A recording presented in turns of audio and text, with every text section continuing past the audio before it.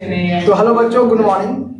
बहुत दिन बाद वीडियो को अपलोड करना, उसके लिए माफ़ी चाहता हूं। और आप लोग जैसे कि मेरे यूट्यूब चैनल पर जुड़े हैं, उसके लिए धन्यवाद करता हूं। तो आप लोग के सामने एक नया टॉपिक लेके आया हूं। क्लास 12 चैप्टर है रे ऑप्टिक्स और टॉपिक है मेरा माइक्रोस्कोप से। आज हम लोग, ठीक है ना, कंपाउंड माइक्रोस्कोप के जो दो केस होते हैं, एक नॉर्मल एडजस्टमेंट, दैट मीन्स जब मेरा इमेज, फाइनल इमेज मेरा अनंत पर बनता है, यानी फोकस पर बनता है, सॉरी इन्फिनाइट पर बनता है, तो उस कंडीशन में उस कंपाउंड माइक्रोस्कोप की मैग्नीफाइंग पावर क्या होता है उसके बारे में सीख करेंगे। और एक मेरा है एट लीस्ट डिस्टेंस का, यानी कि जब मेरा फाइनल इमेज मेरा कहाँ बनेगा, डिस्टेंस डी पर बनेगा, यानी कि 25 सेंटीमीटर पर, तब मेरा उस कंपाउंड माइक्रोस्कोप का मैग्नीफाइंग पावर क्या होगा उसके बारे में हम जानेंगे। ठीक है, तो सबसे पहले हमारा क्वेश्चन ये है कि find out expression of magnifying power of a compound microscope for normal adjustment, यानी final image form at infinite. और दूसरा केस है this distance of distinct vision, यानी final image form at D, मतलब 25 सेंटीमीटर। ठीक है, तो हम लोग इसको हिंदी मीडियम में भी लिख दिए, आप लोग हिंदी मीडियम भी समझना तो समझ सकते हैं। ठीक है, तो सबसे पहले कंसीडर दैट मानते हैं for normal adjustment. Normal adjustment के लिए इन ए कंपाउंड माइक्रोस्कोप में, ठीक है ना, an object is placed at focus and their image forms at infinite. जैसा कि हम जानते हैं कि नॉर्मल एडजस्टमेंट किस कंडीशन को कहा जाता है, तो नॉर्मल एडजस्टमेंट कहा जाता है यदि आप ऑब्जेक्ट को फोकस पर रखते हैं और आपका इमेज कहां पर बनेगा, इन्फिनाइट पर बनेगा, तो उसे नॉर्मल एडजस्टमेंट कहते हैं। ठीक है, तो उस कंडीशन में हमें इस कंपाउंड माइक्रोस्कोप मैग्नीफाइंग पावर निकालना, फॉर्मूला निकालना। तो जैसा कि हम जानते हैं कि कंपाउंड माइक्रोस्कोप में दो लेंस होते हैं। एक लेंस छोटे फोकस वाला होती है, ठीक है ना, जो मेरा ऑब्जेक्ट के पास रखा जाता है, इसीलिए इस लेंस का नाम पड़ता है ऑब्जेक्टिव लेंस। और दूसरा का लेंस वो ज्यादा फोकस वाला बड़ा लेंस होता है, लेकिन ये आंख के करीब होता है कंपाउंड माइक्रोस्कोप में। ठीक है, तो इसीलिए इसका नाम पड़ता है आई पीस लेंस। ठीक है, अब हम लोग क्या करेंगे, इसकी इमेज बना के देखेंगे। फाइनल इमेज इसके द्वारा बनाया गया, हम लोग फार्मूला को सिद्ध करेंगे। देखिए, तो सबसे पहले हमने ऑब्जेक्ट को रखा हूं फोकस और वक्ता केंद्र के बीच में। तो जैसा कि हम जानते हैं कि अगर एक ऑब्जेक्ट को फोकस और वक्ता केंद्र के बीच में रखते हैं तो उसका इमेज बनता है, ठीक है ना, कहां पर बनता है, अनंत और वक्ता केंद्र के बीच। तो हम यहाँ पर क्या करेंगे, तो यहाँ पर हमने क्या किया, जब यहाँ पर वस्तु को रखा तो इसका इमेज मैंने बना के देखा। तो सबसे पहले मैंने कहां से लिख दिया, centre of curvature objective lens के सेंटर, ऑप्टिकल सेंटर से लेके गए, तो यहाँ पर जाके मिला। दूसरे एक और रे को मैंने कहां से लेके गया, पैरेलल लेके गया, तो भी यहाँ पर फोकस से होते हुए जाएगा और यहाँ पर कटेगा। यानी कि एक्चुअली में ये जो ऑब्जेक्टिव लेंस है वो बना रहा है इमेज ए बी डैश, लेकिन ये जो ए बी डैश होगा वो दूसरे आईपीएस लेंस के लिए वर्चुअल ऑब्जेक्ट का काम करेगा। आपको पता होगा कि चाहे दो सरफेस की बात करें, चाहे दो लेंस की बात करें, पहले के द्वारा बनाया गया इमेज दूसरा के लिए वर्चुअल ऑब्जेक्ट की जैसा बिहेव करता है। तो इस हिसाब से हमें ये कैसा इमेज बनाएगा और कितना बड़ा बना के देगा, यही बतावेगा कंपाउंड माइक्रोस्कोप में, यही मेन होता है। तो देखिए, तो सबसे पहले ये कहाँ इमेज बनाएगा, तो देखना, तो सबसे पहले मैंने क्या किया, मैंने प्रिंसिपल एक्सिस के पैरेलल लेके गया, आईपीस लेंस की बात कर रहा हूं मैं। तो यहां से क्या होगा, फोकस पर जाकर मुड़ जाएगा, जैसा कि आप देख ही रहे हैं। और दूसरा रे चाहिए इमेज बनाने के लिए, तो एक बार रे मैंने आईपीस लेंस के ऑप्टिकल सेंटर से गुजारा और जब मैंने इसे डॉट पीछे की तरफ किया तो ये मेरा बनाया वर्चुअल इमेज और बहुत बड़ा इमेज बनाया।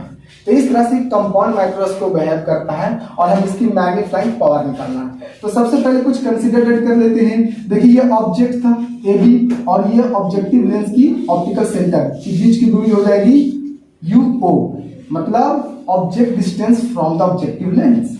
ठीक है, और ये हो गया ऑब्जेक्टिव लेंस की फोकस दूरी, इसलिए यहाँ पर लिखे एफओ। ठीक है, अब बताओ ये इमेज कहाँ बना रहा है, तो ये इमेज बना रहा है यहाँ, तो यहाँ की दूरी को बोलेंगे हम लोग वीओ। इसे क्या समझते हैं सर, इसे हम ये समझते हैं कि ये आपका image distance from the objective lens, ये ऑब्जेक्टिव लेंस के द्वारा बनाया गया इमेज की इमेज डिस्टेंस है।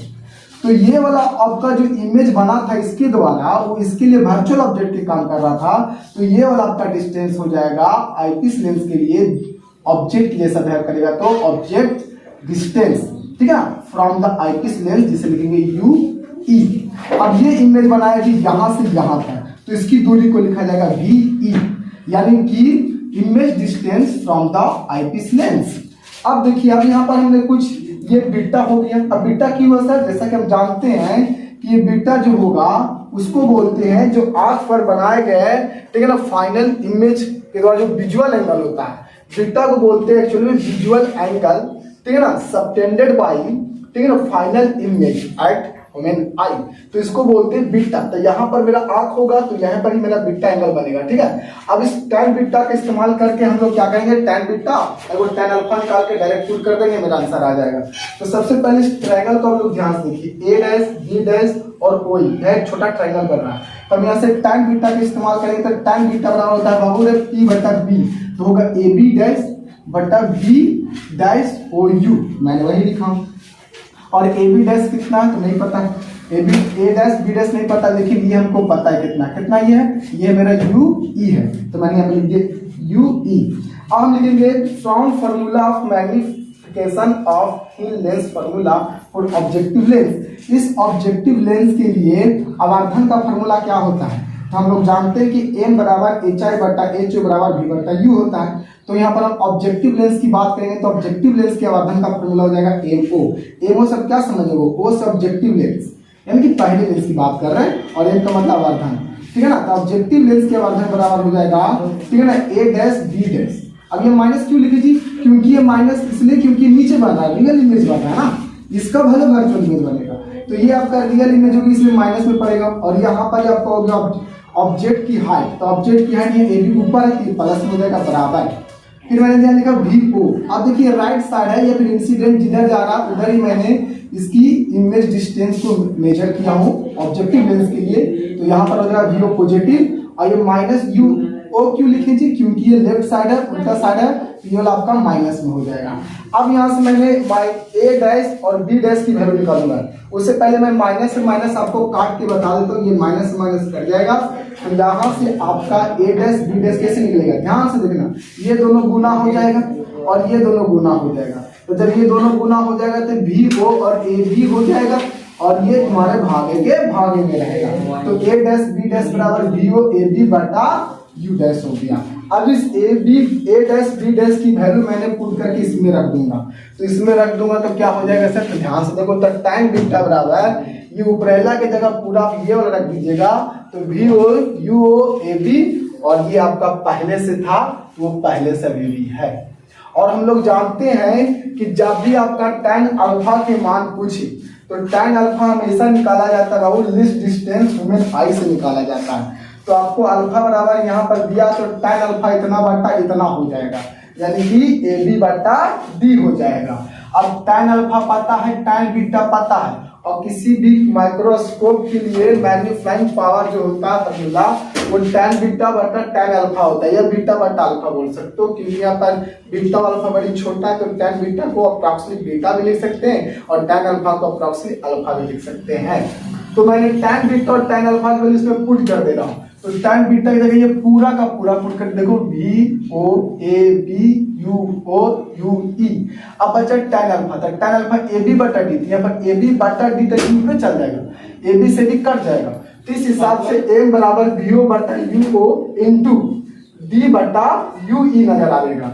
तो यहाँ पर आप ध्यान से अगर देखते हैं कि वी ओ बटा यू है क्या है, ये v बटा u माने इमेज का डिस्टेंस और ऑब्जेक्ट का डिस्टेंस, लेकिन ये दोनों किस इमेज की बात कर रहा है, किस ऑब्जेक्ट की बात कर रहा है, तो ये ऑब्जेक्टिव लेंस की बात कर रहा है। तो कैसे पहचाने, तो बाबू ने यहाँ ओ लगा लो, ओ का मतलब ऑब्जेक्टिव लेंस की, तो ये ऑब्जेक्टिव लेंस की हो जाएगा आवर्धन का फॉर्मूला। लेकिन d बटा u याद करिए, हम तुमको बताया हूँ d बटा u जो होता है एक प्रकार की, ठीक है ना, एक प्रकार की सिंपल माइक्रोस्कोप की मैग्नीफाइंग का फॉर्मूला होता है, वहां पर सीधा आप लोग कहीं पर जरूर देखे होंगे। तो यहाँ पर d बटा यू इसको लिख सकते हैं सिंपल माइक्रोस्कोप का मैग्नीफाइंग पावर, सिंपल माइक्रोस्कोप का। तो हम यहाँ पर कह सकते हैं कि ये जो मेरा आईपीस लेंस है, कौन आईपीस लेंस, वो मेरा एक सिंपल माइक्रोस्कोप की जैसा बिहेव कर रहा है।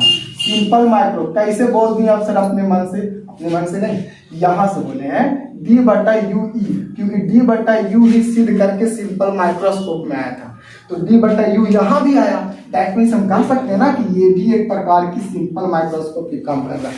ये वाला, ये नहीं, ये वाला। तो हम यहाँ पर लिख सकते हैं डी बटा यू की जगह M E. Sir M E का मतलब क्या होगा एक भी बता दीजिए। आई पीस लेंस का मैग्नीफाइंग पावर, और एमओ का मतलब होता है जी ऑब्जेक्टिव लेंस का मैग्निफिकेशन या फिर मैग्नीफाइंग पावर बोल सकते हैं। तो बट आपको तो अब सर कंपेयर्ड माइक्रोस्कोप के तो आपने मैग्नीफाइंग पावर निकालने, लेकिन आप हमको सिद्ध करने बता रहे थे नॉर्मल एडजस्टमेंट के लिए क्या होगा मैग्नीफाइंग पावर, और एट लिस्ट डिस्टेंस के लिए क्या होगा। तो उसके लिए केस ए वन और केस 2 में चलते हैं। तो केस 1 में बोलेंगे फॉर नॉर्मल एडजस्टमेंट। तो नॉर्मल एडजस्टमेंट में क्या होता है कि मेरा जो ऑब्जेक्ट जो रखा जाता है वो कहाँ रखा जाता है, फोकस पर, और उसका फाइनल इमेज बनना चाहिए इन्फिनाइट पर। तो आपका यू ई जो हो जाएगा प्लस में एफ ई होगा। अब सर हमको ये नहीं समझ में आ रहा कि सर आपने यू ई क्यों लिया, आप तो यू ओ भी तो ले सकते थे।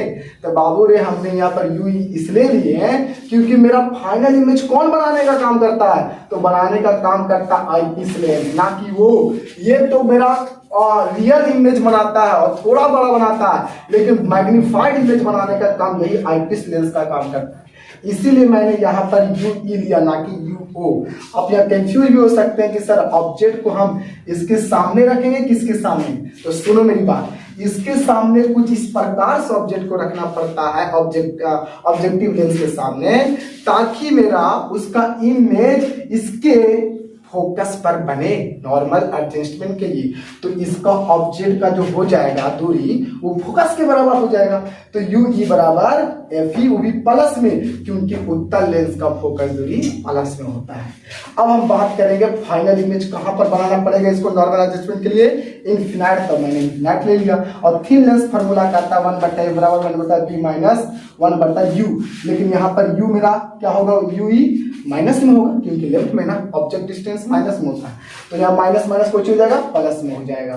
तो इस हिसाब से आपका v कितना जी, इन्फिनाइट। इन्फिनाइट से भागा देंगे 1 या -1 में, तो 0 आ जाएगा।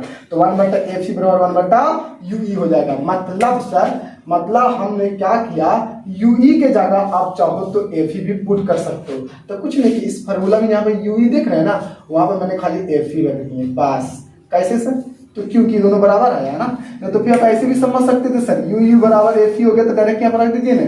लो, नॉर्मल एडजस्टमेंट के लिए यही हो गया कंपाउंड माइक्रोस्कोप की फार्मूला प्रूफ।